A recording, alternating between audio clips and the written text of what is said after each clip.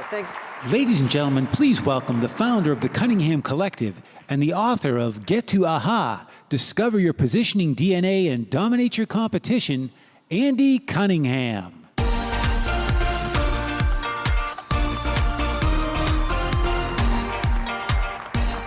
Good morning, everybody. It is really great to be here. That was a great talk, Josh. Thank you so much. I learned a lot from it. I want to talk to you about marketing, so we're going to kind of change some topics here a little bit. And most specifically, I'm going to talk to you about marketing, a part of marketing that is called positioning. And this is a little bit of an obscure art, but it happens to be the epicenter of marketing. And what positioning is it is the art and science of articulating your unique role and relevance in the marketplace in a compelling and differentiated way. And that sounds really easy, but it's actually quite difficult. This practice of positioning works for companies, and companies use it all the time, but it also works for departments within companies. It works for people if you're trying to position yourself for a new job or a promotion, and it works for cities. If you think about Las Vegas as a great example of this. This city used to be positioned as Sin City, if everybody remembers that. And now it is the city of forgiveness, right? It's the what happens in Vegas stays in Vegas City. That's positioning. The way that I do positioning, I've actually developed a framework for it that works in the digital age. We talked a lot about the digital age with Josh's talk, and it has changed everything, and it has changed the practice of positioning. So I have a framework that works in the digital age, but it is based on a fundamental thesis that companies are like people. And I think this way because they're made up of people and they serve people, but also companies have a rational side and they have an emotional side. They also have DNA, and I'll talk to you a little bit about that during my talk. They also want to grow and they want to learn, and most importantly, they want to be relevant so that they can sell more stuff. So the process of getting a company's position figured out in the market is what my new book is about. It's called Get to Aha, and it's what I'm going to talk to you about. But I'm going to start with a little anecdote from the railroad industry, which is why I have a picture of a train up here. And the railroad industry made a positioning mistake in the 1800s when it was invented. It came out into the world as the railroad industry. And as soon as technology disintermediated it, which is what happens all the time, the industry started to fall. And there's a professor named Ted Levitt at Harvard who wrote a very famous article, for those of us who are in marketing, a very famous article about this positioning problem that the railroad industry has, and this is really what they said. The railroads serve as an example of an industry whose failure to grow is due to a limited market view. Those behind the railroads are in sorry, I don't have my glasses on, so I can't see it, are in trouble, not because the need for passenger transportation has declined or even the need has been filled by cars or other things, but more because they were focused on railroads and not the larger picture, which is transportation. So Ted Levitt came out and said, if the railroads had positioned themselves around the notion of transportation, when new technologies entered the fray, like airplanes and automobiles and those sorts of things, they would have been able to get onto that train, if you will, and be a transportation industry. Instead, they started a decline and new industries emerged around the new technologies like automobiles and airplanes and that sort of thing. So this is an example of an industry that failed because of positioning. And by the way, the newspaper industry is another one of these industries that came out around the same time as the railroad industry. Today, and I just spoke at a newspaper conference a few weeks ago, they position themselves still as the newspaper industry. And we're really not dealing with newspapers anymore. And most of those newspapers that position themselves that way are kind of on the decline. So positioning is actually a really important thing. So if you ask yourself as a person or as a department in a company or a city, are you dependent on an old paradigm? Are you addicted to yesterday's business model? Do you need to be relevant, or are you launching something new?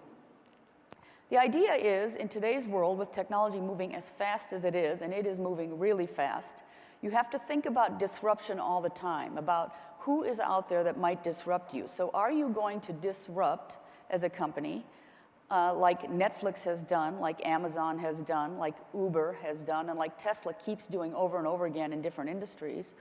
Or are you going to die, like some of these companies have done? Nokia in the smartphone business, BlackBerry also in the smartphone business, Kodak. Remember back in the day when a Kodak moment meant a great photo op? A Kodak moment today means a company that dies because it's been disrupted by a new technology. And by the way, a new technology that Kodak itself had invented. So sometimes you can disrupt yourself and still not win. And Toys R Us, of course, has been disrupted by Amazon and online commerce. So the deal today is you've got to figure out how to disrupt your own self as a human or your company as a company. So you really have to answer these two questions. Who are you and why do you matter? They seem like really, really simple questions, but they are incredibly challenging to answer, especially in a differentiated way.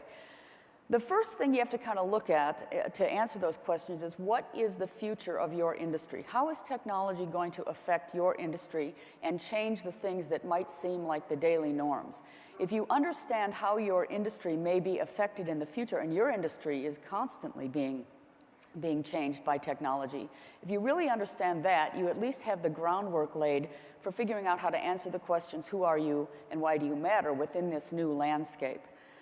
So I sort of developed this little 12-step process, kind of like the Alcoholics Anonymous thing, to get you unaddicted to old business models and unaddicted to old ways of thinking, and to think about your company or your division or yourself in a brand new, different way. So I'm going to go through this relatively rapidly because I don't want to get into tons and tons of detail, but you can buy the book and read it, and it'll tell you about how to do this process of positioning yourself for success. So the first thing is you got to cement the goal. You got to know what your goal is. You have to define your business for relevance. And I put BlackBerry up there a second ago. I've been working with BlackBerry lately. BlackBerry's no longer making smartphones. Actually, they are going through a giant pivot. They're becoming an enterprise software security company. And we've defined their goal as redefine BlackBerry for a new relevance in a new world. And we are working on that, and the company's stock is up, and they are selling software, and they're doing really great. But they unfortunately have the history of being a dying cell phone company, so there's some image that has to catch up with them. But essentially, their new goal is to be relevant in the new world.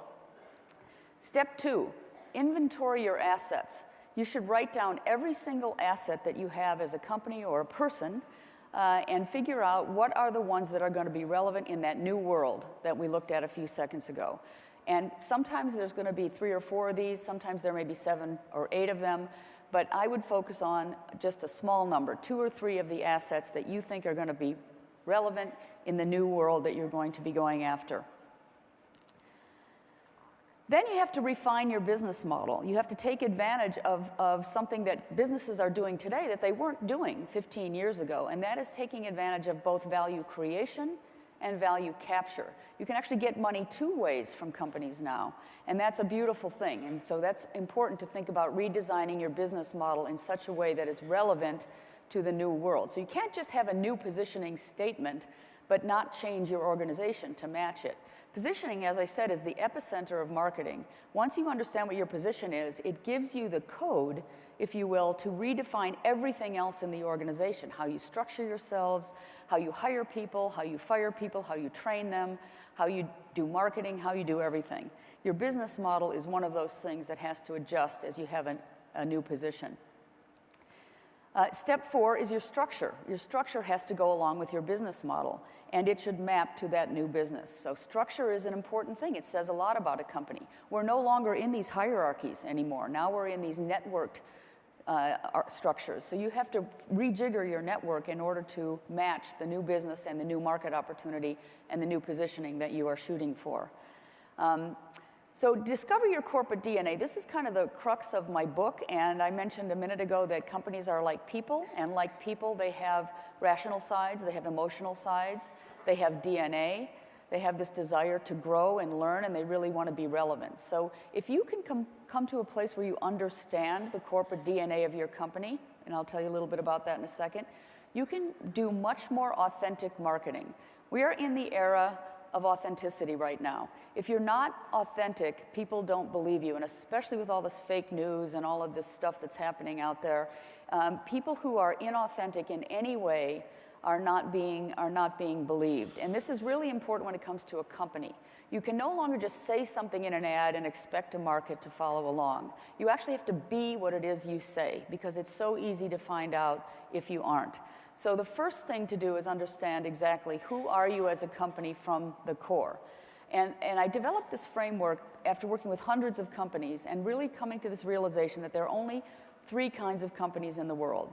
There are customer-focused companies, there are product-focused companies, and there are concept-focused companies. And everybody falls into one of those categories. I gave them nicknames because I was writing a book, but originally I called them customer-focused companies, product-focused companies, and concept-focused companies, but I've come to call them mothers, mechanics, and missionaries. Mothers are companies that really focus everything on their customers. And some examples of these companies that you probably know: Nordstrom is a great example of a company like this. Lyft is another great example of a company that is a very customer-focused company. Amazon is becoming a customer-focused company. If you look on their website, you'll see that their new goal is to become Earth's most customer-centric company. Companies that care about Net Promoter Score are mother companies. Mechanics, which are product-focused companies, are companies that really try to win based on the very best product that they possibly can build or service that they have. Companies that are like this are Microsoft. In fact, in this book, Reset, which is a great book, Microsoft has made the choice to continue to pursue the mechanic DNA that it was born with, which I think is a brilliant decision, because what they're going to continue to do is build products that have features and add-ons that are going to continue to be better and better and better over time. They're not going to try to completely change their DNA, because if they did, like Amazon is trying to do, they have to hire people differently, train them differently, have different business structures, all of that. So it's easier for Microsoft to make a fast transition into the new world if they continue on with the same DNA that they've always had, and that is exactly what they're doing. Other companies like that, Oracle is a great example of that, HP is a great example of that, Adobe, Electronic Arts. And finally, there's the missionary companies. These are the companies that exist to change human behavior on a fundamental level. Everyone wants to be a missionary company, very few actually are. Companies that have done this have actually changed human behavior on a fundamental level. Companies like FedEx, I think, is a great example of a company that changed our behavior. So it was Starbucks. We didn't think about coffee the same way before Starbucks. Apple, another great example of a company who has changed behavior on a fundamental level. Tesla, Salesforce, Google, all of these companies have changed behavior. So we've got these 3 different kinds of companies. Now, I talked a little bit about the characteristics, so I don't think I'm going to spend a whole bunch of time on all of these characteristics, but think about your company and your group and your department and decide, which one of these 3 you are. Because once you know what it is you are, I like to say, once you know what you're made of as a company or as a person, you can make something of it. If you don't know what you're made of, it's really hard to make something of it. Then you have to make stuff up, and that's really not what the market wants.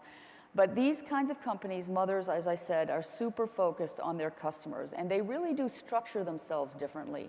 They talk about different kinds of things in meetings. They measure success differently. They hire different kinds of people. They actually are a different beast. Mechanics are the same, as I said, only they are all focused on product. Product and features is their big thing. And so they talk about products and product lines in management meetings. They structure themselves around product silos. They worry about market share as it relates to individual product lines. So they are very much organized around the concept of products and product lines. And product management is a huge job inside of these product companies. On the other hand, the missionaries, these are the ones that are really kind of crazy. These are the ones that are often run by people with cult of personalities like Steve Jobs or Richard Branson. And they really win on some sort of creative vision that seeks to change human behavior on a fundamental level. And they really talk about different things. They don't care about market research for the most part. They know that they have an idea that's going to change the world, and they pursue that idea almost blindly as to how the market is reacting to it. And some of these companies make mistakes. I was actually at Apple for the launch of the Macintosh and worked with Steve Jobs on that. And I have to tell you, when we launched that product, it was a failure. The first year of that product was a giant failure. It wasn't until we realized that Macintosh had actually sparked a cult-like following. We didn't know that ahead of time. It was supposed to replace the IBM PC. That was the idea. It was supposed to be the business computer for the rest of us.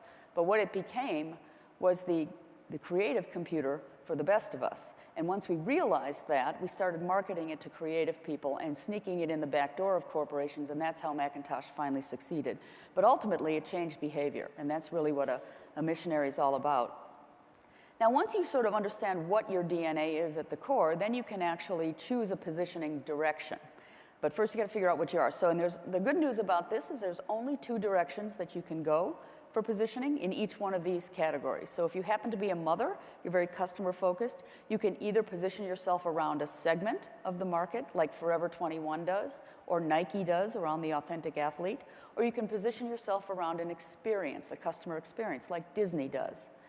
If you happen to be a mechanic or a product-focused company, you can only choose 2 directions as well. You can either position yourself against features, which is what Microsoft does and what Oracle does, or you can position yourself around value, which is what Walmart does, more for less. There's also a company called Surf Air in California that is an air taxi business that goes to a handful of small airports, including the one here. And they are also a value company, a value mechanic. They, while it is private air travel, it's cheaper than a real private airplane, and it is also more convenient. So they consider themselves to be a value mechanic company.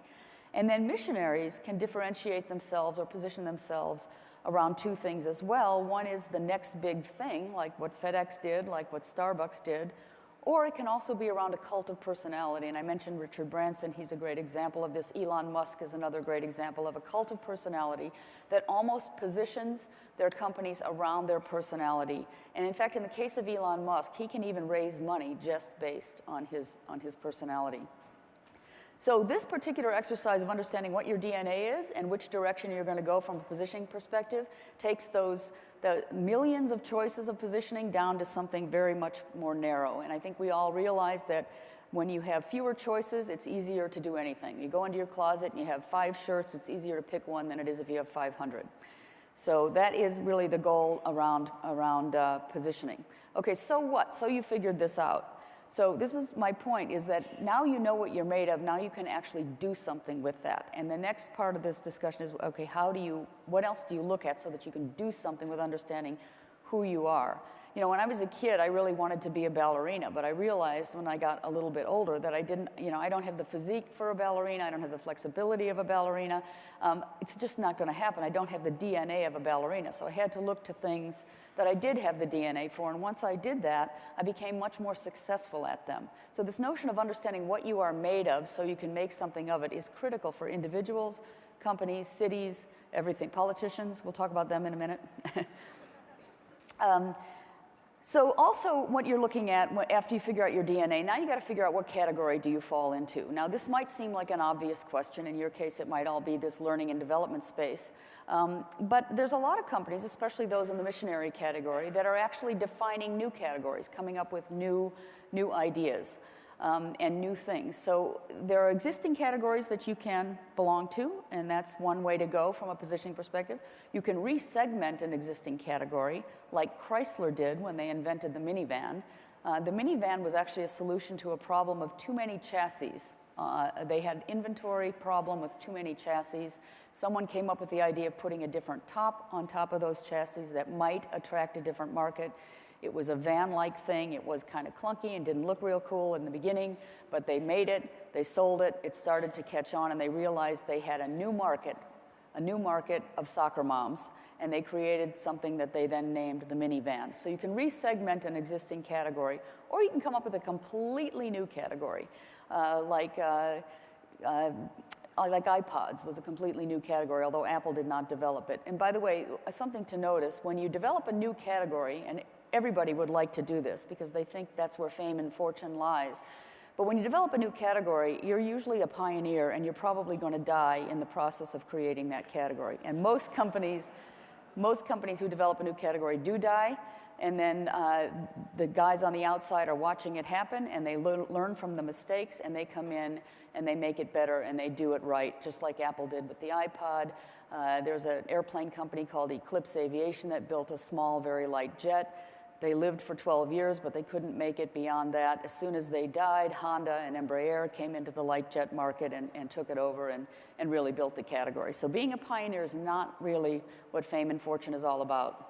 It's not for the faint of heart. Step 7. Okay, now you have to understand what is the community that you are serving with your company.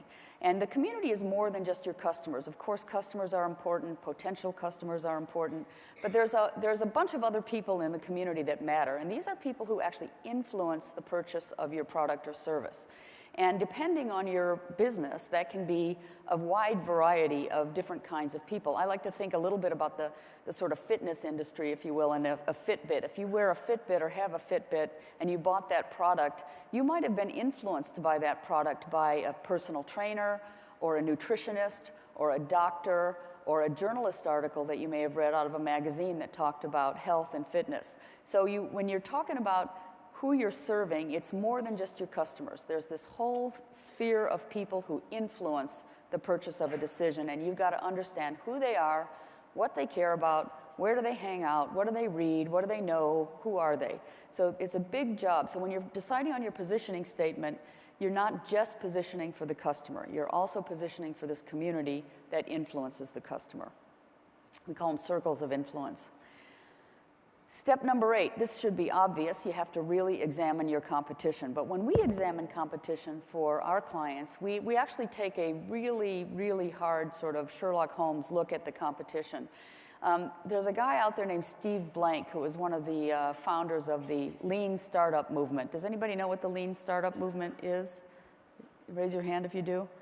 Okay, a few people. This is a movement that is kind of really big in Silicon Valley, but it really talks about how you can get a company started extremely leanly and send out revs of that product into the market, see how the market reacts, use them as market research, bring it back in, tweak it, send it back out again, get more comments from the market, bring it back in, tweak it, etc. It's a really inexpensive way to get a product up and running. He has this diagram, which is this one, which he calls the petal diagram. And the petal diagram shows you at the center of it, but it forces you to figure out who is your competition, not only the obvious competition, because that's obvious to everybody. It's the not so obvious competition that you also have to examine. Where can competitors sneak in from the side and attack your market when you are least expecting it? So when you draw it out like this and you fill in these petals, you begin to look at other companies that might compete with you and start to learn, wow, my competition is actually something greater than what I may have thought it was. And when you're looking at positioning, the best way to look at the competitive positioning of your competitors is to read their websites, really read them cover to cover, so to speak, so that you understand what they're saying about themselves, how they position themselves. Because when you come to write your own positioning statement, you're going to want to write something that is different, right? The whole point of positioning is to be differentiated and compelling. So you need to understand what everyone else is saying and not use those same words. I remember back in the day, I used to do a lot of work with the semiconductor industry, and in particular Motorola. And I remember every time Motorola would get a new chip, Motorola, by the way, can't even spell marketing, and that's really why they died. But anyway, Motorola was a great company, made great chips, and every time they had a new product they wanted me to introduce for them, they would come and they'd say, our chip is faster. I said, yeah, but Intel's is faster, AMD's is faster. No, but ours is really faster. That's our position. We're really faster. Like, no, that is not a position. That's not going to fly in the market. So Motorola was I think, strangled by its own inability to understand how to differentiate itself. Okay, step 9. We're getting to the end of the steps here, but this is a really important thing. You have to ride a contextual wave when you're doing positioning. In other words, nobody's going to launch a product today that is shrink-wrapped software, right? Because that wave has long gone. In fact, the mobile wave is almost long gone, and we're now into a wave of AI or machine learning and the as a service and a cloud and all that stuff. That's kind of the wave today. So when you're launching a new product or service, you want to be attaching yourself to a wave that is relevant and happening right now. And that's an important thing to think about as you're coming to your positioning statement. Step 10, what is your unique role and relevance in the marketplace? So this is really the actual answer to those two questions that I put up before, which is who are you and why do you matter?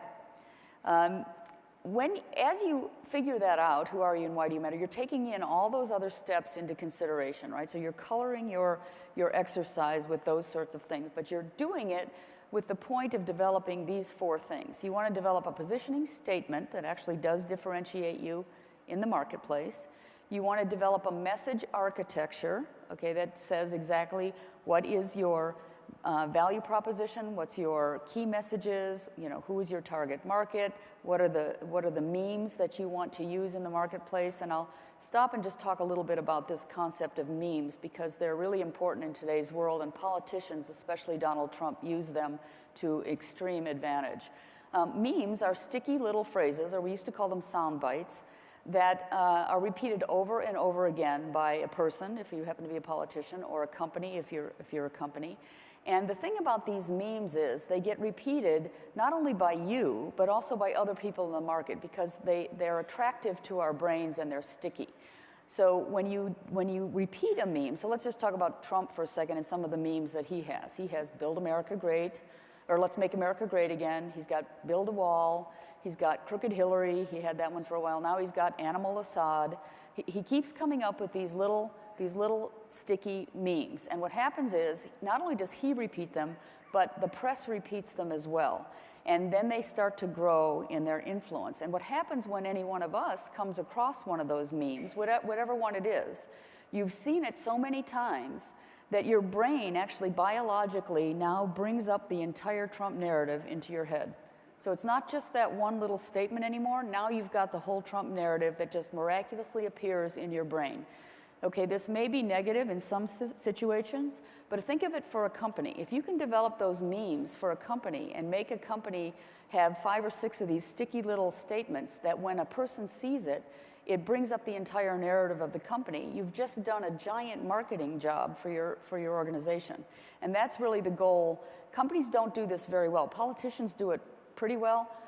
Trump does it amazingly well, but companies don't do this well at all. So you need to develop them. There's something you actually have to create. And then you need a story. You need your hero's journey. The hero's journey, the Joseph Campbell hero's journey idea is really a wonderful way to think about building your own narrative. But inside that narrative has to occur your positioning statement, your message architecture, and your memes. So now you're writing your story, but it is now infiltrated with these little tools that do a marketing service for your company. Everybody's talking these days about content marketing and storytelling. Yeah, that's really important. But you can't just tell a story. The story has to contain the viruses of what you're trying to communicate, the virus of your positioning. If the story you're telling does not contain those things, it will not be sticky and it will not proliferate.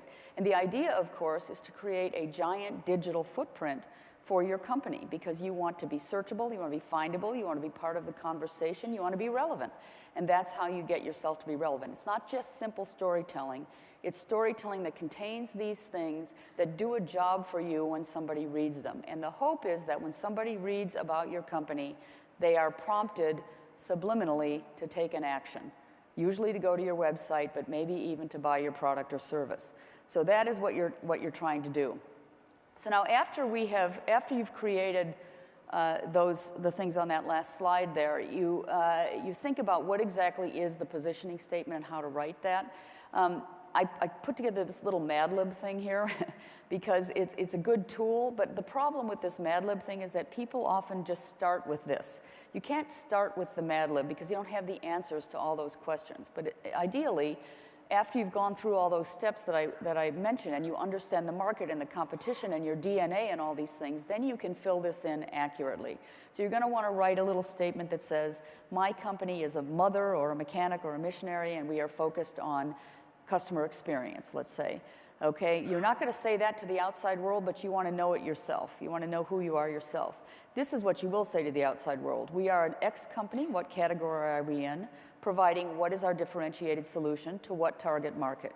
Okay, what is our value proposition? What is our value proposition using a verb? So we do blah blah blah by offering what is the benefit of our product or service, and our product or service exists because this is why we're important at this time.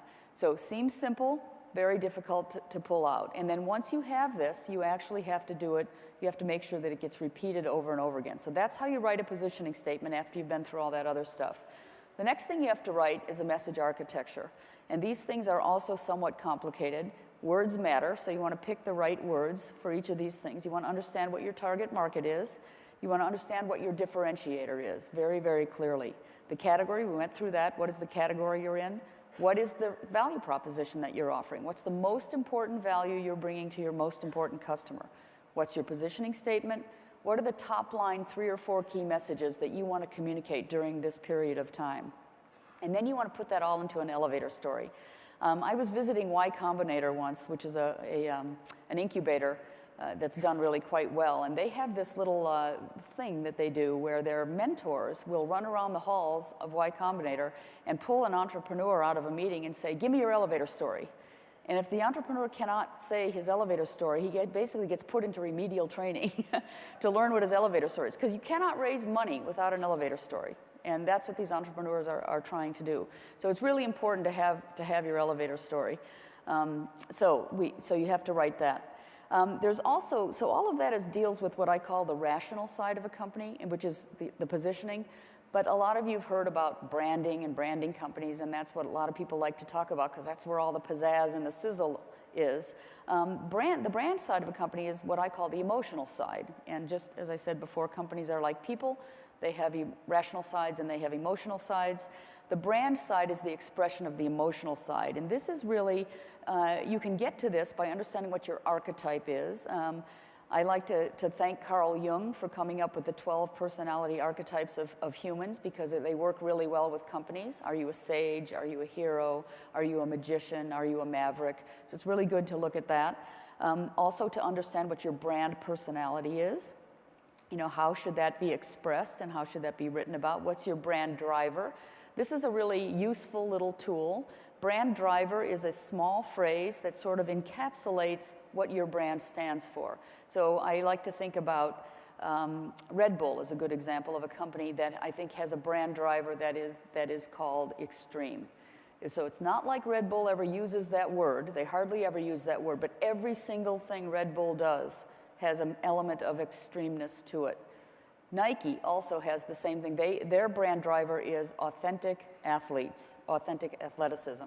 And every single thing they do is an expression of authentic athleticism. And so that's what your brand driver is. It's one little phrase that sort of encapsulates everything that you stand for. It's not your tagline, though. Your tagline is the sexy description of that. In Nike's case, it's just do it.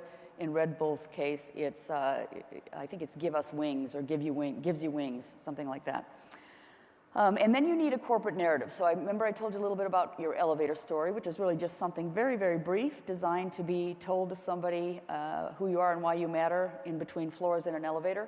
But if you're really going to make it into the national conversation, you're going to have an actual narrative, and that narrative is going to have to be your version of the hero's journey. It's got to have some emotional content to it.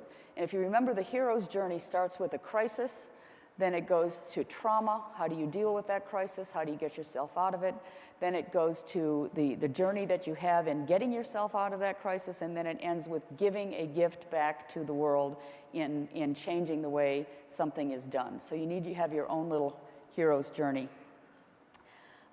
Mentioned before a little bit about these memes. They have to be soundbitey, they got to be unique, they have to be pithy, they have to be memorable, they have to be easily replicable, and they have to have the ability to go viral. Again, not an easy thing to do. And then ultimately your narrative or your story is not necessarily that it's going to start with once upon a time, but it needs to be the hero's journey that we just talked about for you and your company specifically. So step 11 is to put all this into action. Now you know who you are and why you matter. You've got your elevator story written. You've got your narrative down. You know exactly who you are, and you know how you're differentiated in the marketplace. But now you got to bring that to life. The way that I do this is I develop this thing I call the strategic wheel, which is really just a simple framework for making a group of people focus on one thing.